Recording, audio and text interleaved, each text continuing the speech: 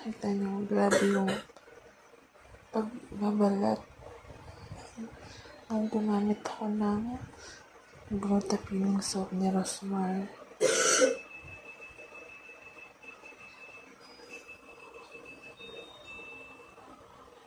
Yan po nangyari. 2 days pa lang yan. Dito wala masyado. Pero may konting pagbabalat na din. Ayan.